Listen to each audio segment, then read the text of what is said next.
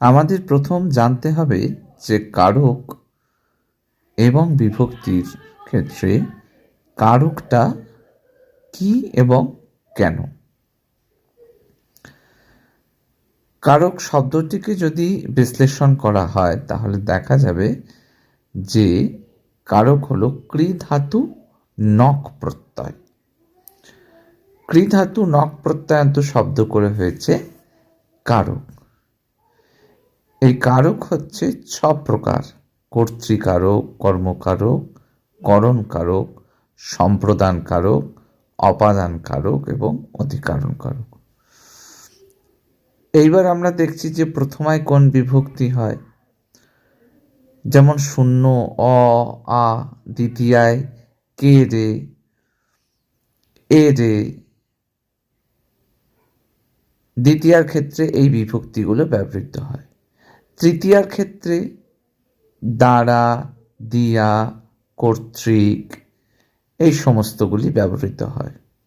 চতুর্থী বিভক্তির ক্ষেত্রে কে, রে, এ রে এই ধরনের বিভক্তির ব্যবহার হয়।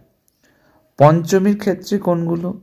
হইতে বা হতে, থেকে, চেয়ে এই ধরনের।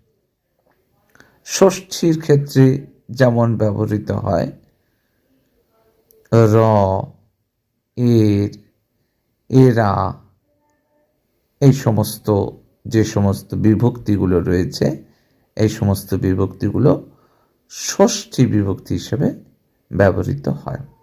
সপ্তমী বিভক্তির ক্ষেত্রে চেনা যায় কোনগুলো দেখে? এ, অন্তুস্ত, তে, এতে এই ধরনের।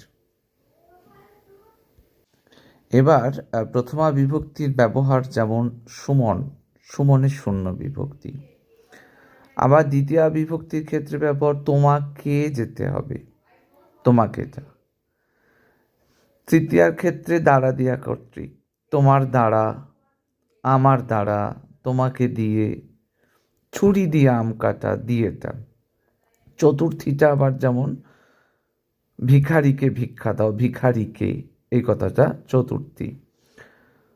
পঞ্চমীটা হচ্ছে থেকে, হইতে, চেয়ে এই ধরনের ব্যবহার হলে তখন পঞ্চমী বিভক্তি ব্যবহার, যেমন ছাদ থেকে নদী দেখা।